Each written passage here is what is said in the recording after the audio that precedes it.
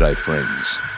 Marcus Bontempelli, Lauren Jackson, Steven Spielberg, Ariana Titmus, KFC Heidelberg.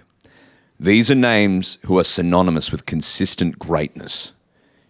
You know what you're going to get from these stars or fast food locations. Line, length, results. Well, there's one name I'd like to add to that list. Grandstand's GOAT. The detailed destroyer. The calculated caller. You might hear him on ABC Grandstand calling your favourite sport. You might see him opining on Offsiders Sunday mornings. You might see him midweek tackling people on Fox Footy or calling footy on Sundays on Fox. It's the Corbin Middlemas. Welcome. Thank you, Broden. Thank you for having me. That's a hell of an intro. Yes. Did you like it? I did. I'm not sure I belong with too many of those names off the top, but I'll take it. You've never been called the calculated caller? No. You've never been called Grandstand's GOAT? No, nothing like that. I think you're Grandstand's GOAT. I appreciate it. Thank you very much. Thank you for being here in Brunswick. Thanks for having me. Do you like our office? It's awesome. Yeah, it's a great setup. There's lots of Melbourne paraphernalia, stickers and towels and everything else. This was sent to me by a man who works at an op shop. Right. He said, you should have this towel. You are, I feel like every season that begins, Corbin Middlemas is becoming more and more a household name in footy world. Is that fair to say? I hope so. I think that's part of the game, to try and get people to recognise your work and what you do. And I've been chipping away for a fair while now. I've just turned 34, but I've been lucky enough to be in the industry and calling footy since I was 19 on the ABC. So that's 15 years of sample size. And I think the ABC, compared to a lot of other networks, we don't do a whole lot of marketing. We don't generally try and push our individuals too much. And but hopefully after a period of time, I've started to build somewhat of a body of work. How do you feel? Are you happy with your life at 34?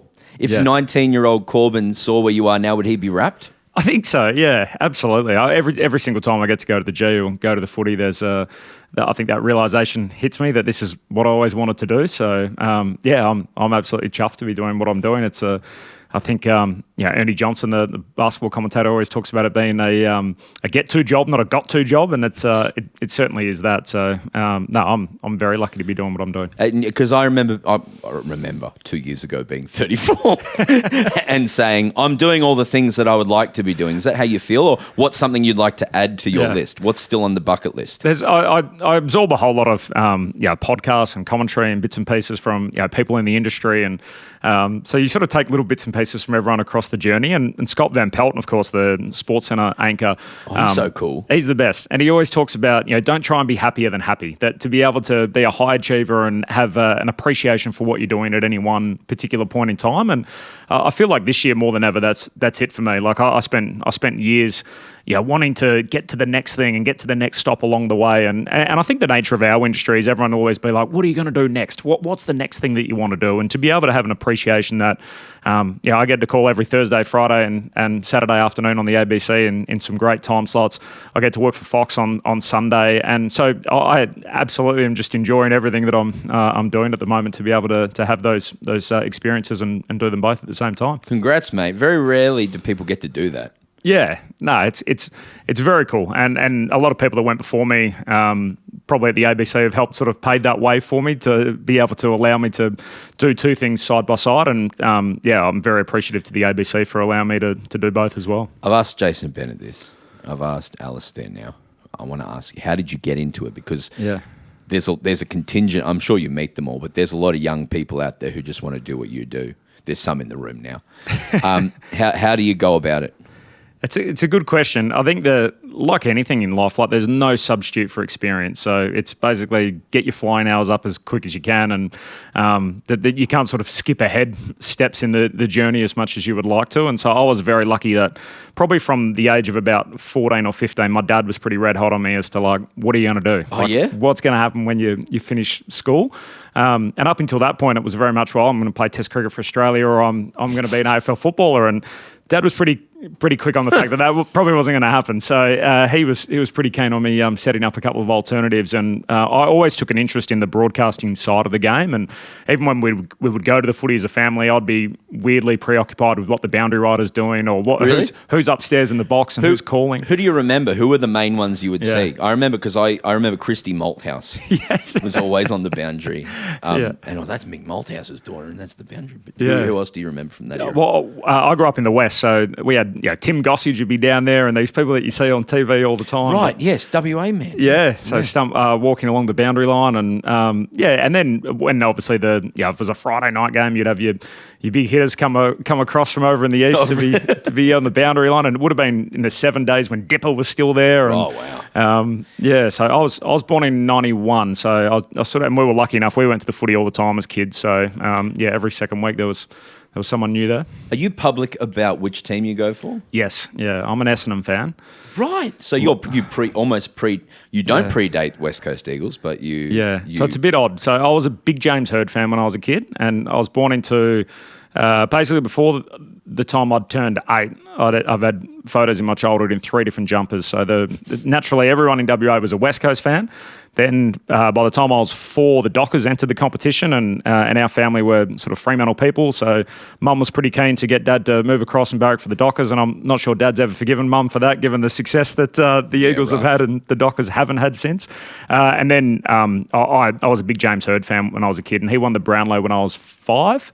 And then I was lucky enough to go to the grand final in 99, and we obviously didn't quite happen for us on the prelim final night, thanks to Fraser Brown.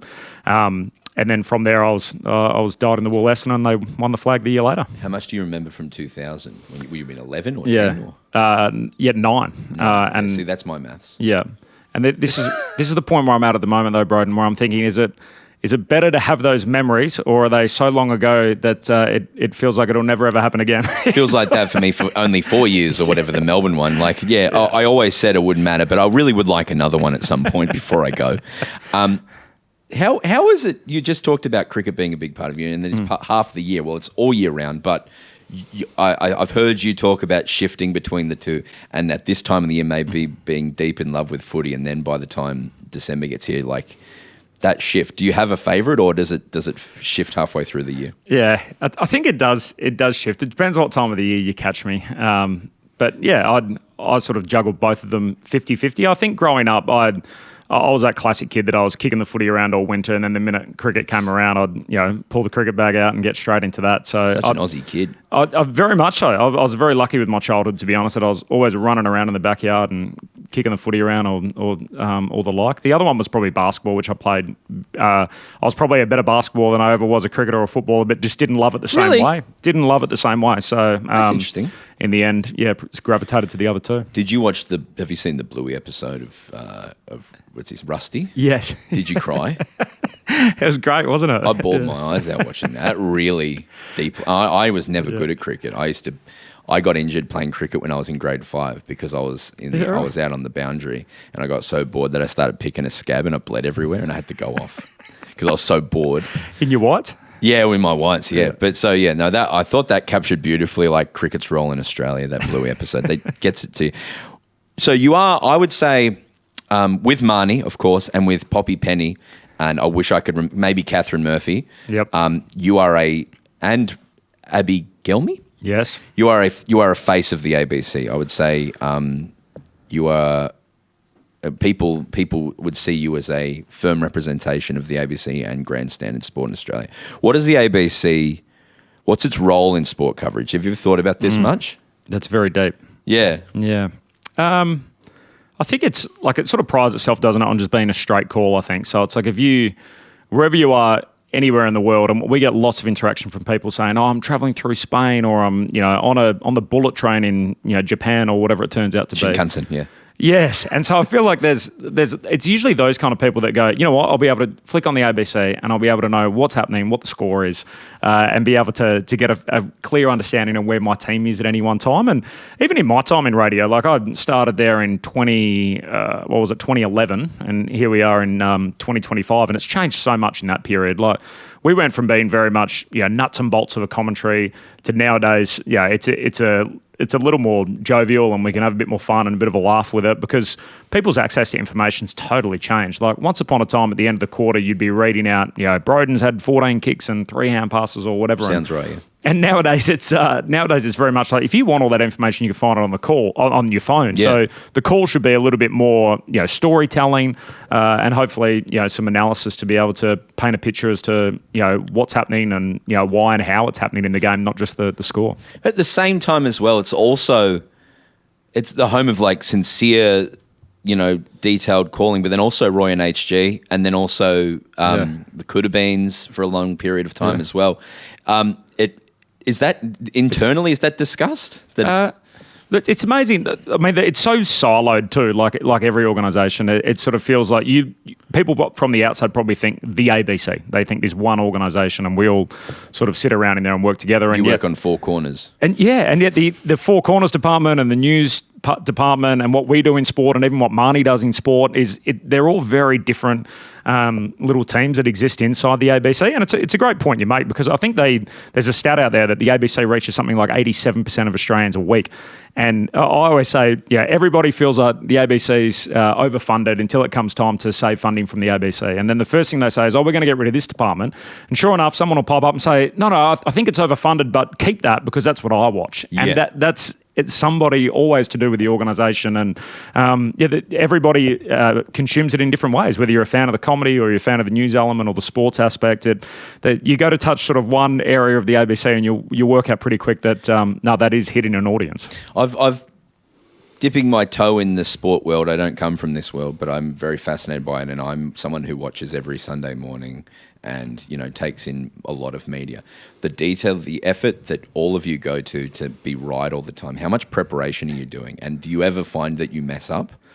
Definitely. Like there's always moments that you feel like, probably the same as you and your craft and everything, like you get off and you think, why did I say that? Like, why didn't I say something different? And it'll play on your mind sort of over and over again. But yeah, I think you certainly feel like, because of the people that were on all those shows before you, you feel a certain sense to be able to make sure that it belongs in that lineage of everything that's happened before. And I'm very lucky, even in my time in the ABC, to work with people like Glenn Mitchell, and then Jared Waitley was there for a long time and a mentor of mine. And so you sort of feel like once you sort of the next person in the chain, or wherever it turns out to be, that you just hope that you do it justice the same way that they did it, and you pick up bits and pieces that they did this, so I'll do that and try and make it work for me. When you look at Jared Waitley, what do you take from him? What are the things that you take from him? Yeah, he said something to me very early on that was, every single time you're on air, try and make it excellent. And it's one of those things where you think, well, yeah, like it could, you could think that's pretty straightforward, but it's amazing the amount of times that, you'll roll up and you'll feel a little bit tired today or whatever it is. You're never going to feel 100% every day, but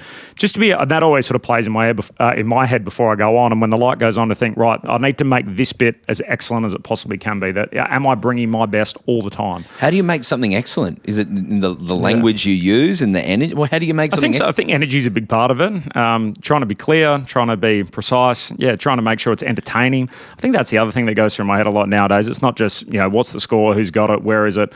Every 15 minutes, is someone listening to this? Like, is it interesting? Is it, why would we want to listen to your commentary rather than what's happening somewhere else? So we have a SMS line that runs during the game. So if the game's a little flat, is there a way we can engage with people or try to make it interesting radio as well as just being a call of the footy? I've been at the MCG on like day 4 of a test and texted in because you're talking about the clouds. Yes. That's a nice cloud, isn't it? Text in if you've seen that cloud. Talking about Jared Waitley, he's always, like you, very calculated and balanced and really thought through.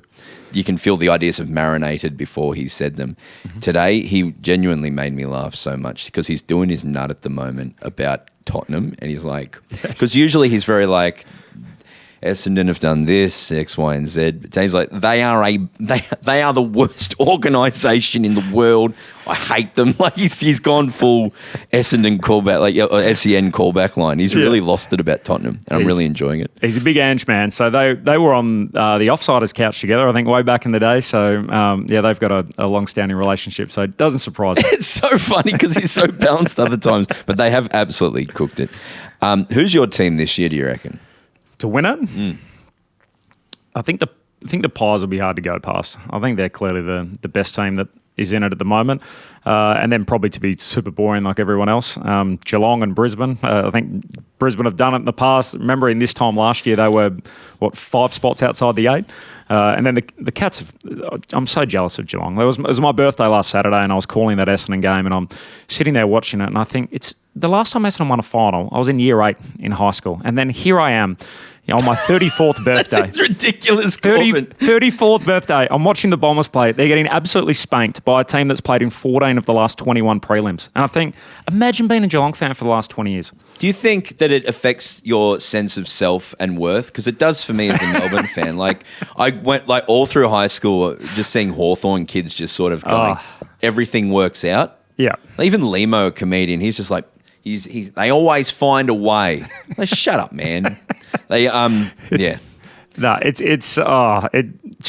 was infuriated by the time I left on Saturday because you're on air and you're sort of focused on what you're doing and everything else and trying to paint the picture. And it was a wonderful performance by the Cats, don't get me wrong. But I got to the end of the game and we're finally off air and I just had a moment for the whole thing to sink in. And I thought, I can't believe, like, it feels like they're so far away from ever being there again in the way that they're going at the moment. And, the silliest thing above all of it, I totally believe in what they're doing. I believe Brad Scott's the right guy. I believe that it is going to take a period of time, that it's time to preach patience. There's no fast track to get there. And I feel like the injuries this year, not that you would ever wish that on any team, but you have blooded so many players this year. And it feels like this week, as we record, the rhetoric appears to be they're actually in a really good position. Like, it's actually shifted with Essendon. I don't know why, but everyone's like, this is actually great. Next year th're going to bounce hard. Yep. So that's nice. That's a nice... Next year's going to be our year. It's just on repeat. Just get that tattooed on your back. I just hope it comes at an age that I don't lose my fandom sort of deep down, that there is a moment that somehow if they end up winning it one day, I'll still get the appreciation and the chance to enjoy it rather than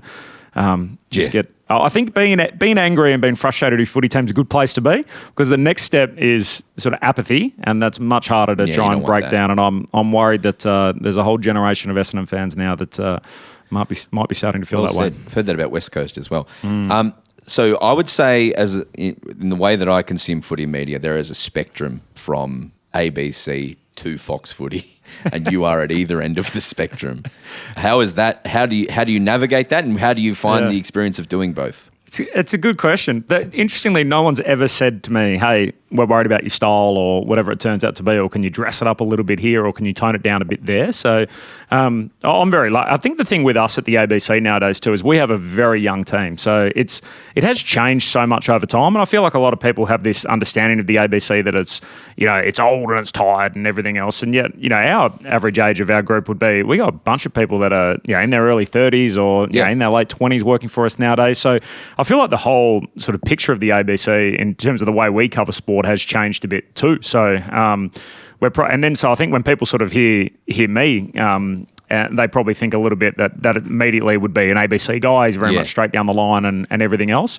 And so I've loved the opportunity I've had with Fox this year, and they've been very much just roll up, do your thing. There hasn't been sort of too much, hey, don't do this, do more of that, and hopefully be able to just call the game and let the experts sort of do their thing around me. Have you had good feedback from people? Do people reckon? I know I've heard a lot of commentators say my job is to not be noticed. Is that how you feel? Yes, very much. I mean, I'm not there to be the star of the broadcast. Hopefully, if anything but. The guys that I get to sit alongside is one of the coolest parts of the gig. That if I wasn't working in this industry, I'd be sitting at the pub talking to my mates about it.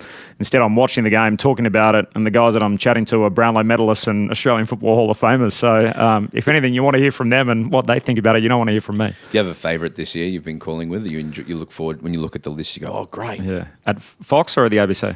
Fox. At Fox.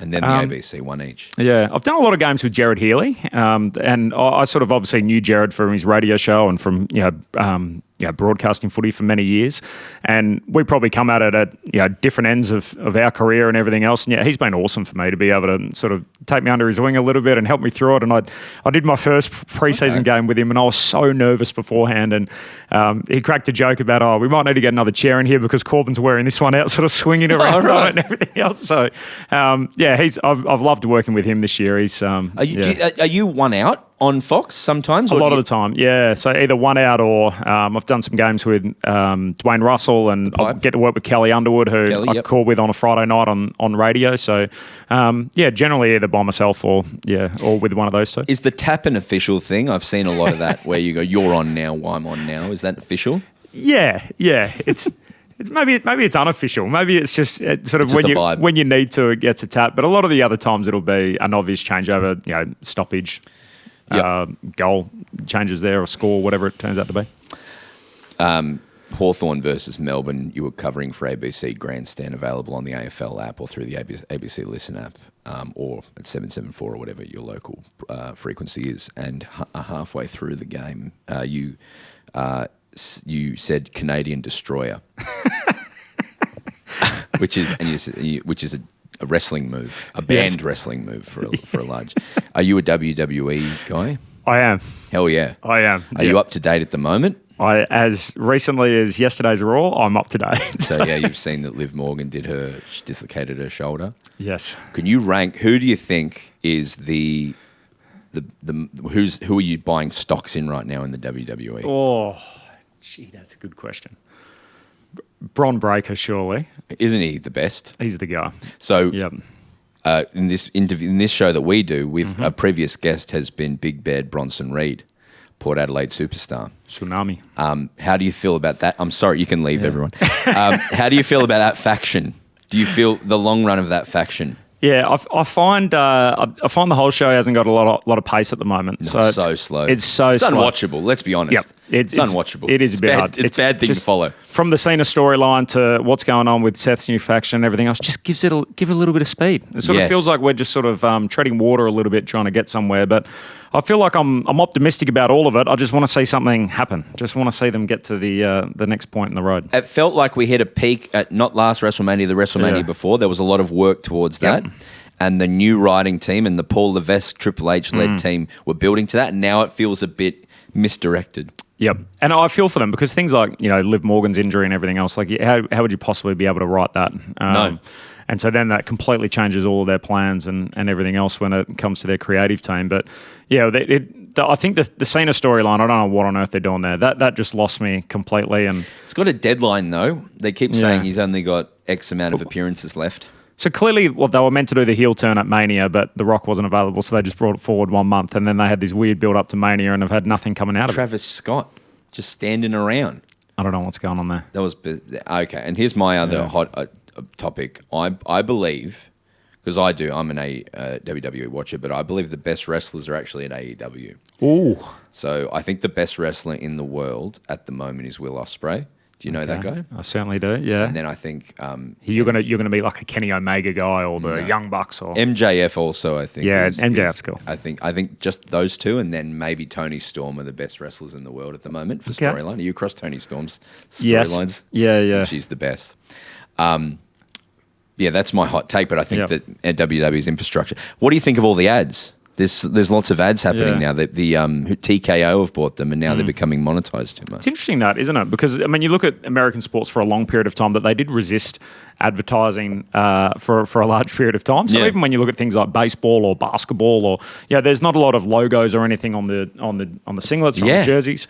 Incredible, really, isn't it? And that's been very deliberate. Like, it's very much designed that it's, hey, this is a short-term gain where we can make a whole lot of money, and yet over a long period of time it'll alienate middle American mothers or whatever it turns out to be, like a certain group of people, by having, whether it's gambling or alcohol or whatever those brands are. Gambling is out of control over insane. Incredible. And yet they held it off for so long, and now basically it's open. It's just here, and it's almost without trying to get too deep on you, it's probably a reflection of where the country is more broadly, isn't it, in the States at the moment, where it's basically, let's get it now, hit overdrive, and to hell with whatever happens in the future. We'll worry about that down the track, or someone else will worry about it, and that's kind of where they're at. Yeah, when we used to live there, when I lived there for a little bit, you get this vibe of, I need to make myself safe. I need to financially support myself and then worry about everyone else second. Yeah. And I moved back when COVID happened, and there was this vibe of over there, it's like, if you can get a test or you can get a mask or if you can get that then get it and look after yourself and hoard for yourself. And as soon as I landed back in Australia, you could go to the hospital, you get put in a hotel, like it was all, you were looked after.